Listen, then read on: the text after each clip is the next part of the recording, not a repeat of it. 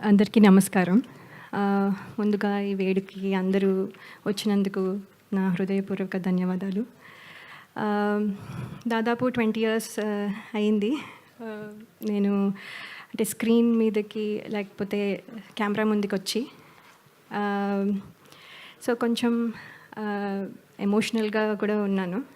At the same time ఏంటంటే ఒక మాటలో చెప్పాలంటే మళ్ళీ నా ఇంటికి నేను తిరిగి వచ్చాను అన్నట్టు ఫీలింగ్ వస్తుంది.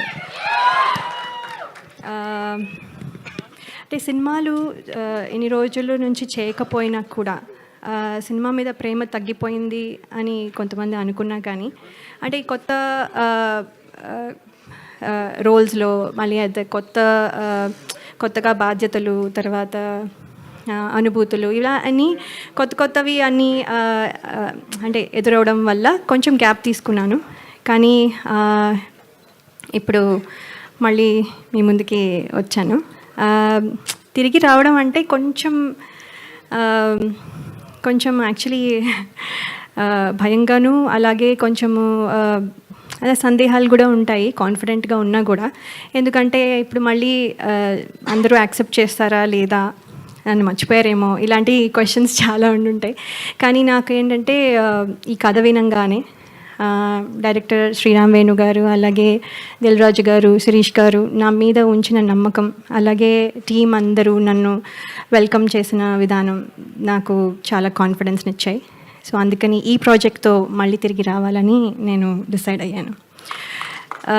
చిన్న ఇంటర్వ్యూ చూసి శ్రీరామ్ వేణు గారు నాకు యుఎస్లో ఉండగా ఫోన్ చేసి, ఎక్కడో ఉన్నాను, అందరూ ప్రాబబ్లీ గుర్తున్నానో లేదో కూడా, సో అయినా కూడా ఆయన గుర్తుపెట్టుకొని స్పెషల్గా ఫోన్ చేసి ఒక 2 రోజులు ఫోటోషూట్, అది కూడా రాత్రంతా మేల్కొని ఉండి, అక్కడ డే టైం ఇక్కడ నైట్ టైం కాబట్టి, సో అక్కడ 2 days కరెక్షన్స్ అన్నీ చెప్పి ఫోటోషూట్ అన్నీ చేసి నేను ఇవాళ ఇక్కడ నించుని ఈ సినిమాలో కనబడుతున్నానంటే అంతా క్రెడిట్ డైరెక్టర్ గారికే. సో ఆయనకి నా స్పెషల్ ధన్యవాదాలు.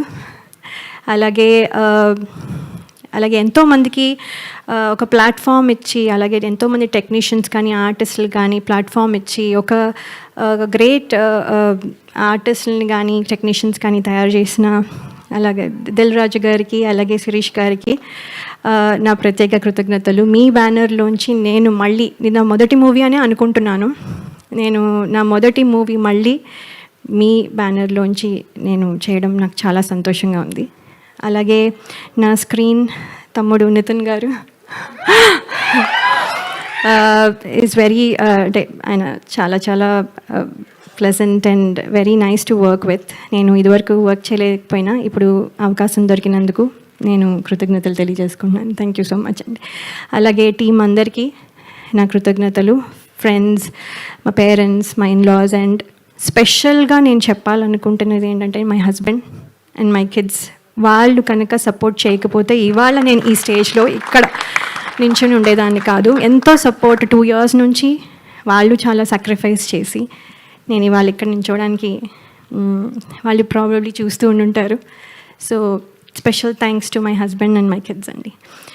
అలాగే బయటకు ఎక్కడికి వెళ్ళినా ఆడియన్స్ అభిమానులందరూ మిమ్మల్ని చిన్నప్పటి నుంచి చూస్తున్నాం అని అనడం, అవునా అని ఒకసారి అనుకున్నవి ఉన్నా కూడా అవును కదా అని తర్వాత యాక్సెప్ట్ చేయడం అలవాటైపోయి, ఇప్పుడు ఏంటంటే నాతో పాటు నా సినిమాలు చూస్తూ పెద్దయిన వాళ్ళు, అలాగే ఇప్పుడు కొంతమంది తొలి పరిచయంగా ఇప్పుడు మళ్ళీ నాతో ట్రావెల్ అవుతూ కొంతమంది ప్రేక్షకులు కొత్త జనరేషన్కి కూడా పరిచయం అవ్వాలని నేను కోరుకుంటున్నాను. అలాగే ప్రేక్షకులు ఇదివరకు నన్ను ఎంత ఆదరించి ఎంత బలంగా నిలబెట్టారో ఇప్పుడు కూడా మళ్ళీ అలాగే నిలబెడతారని ఆశిస్తున్నాను.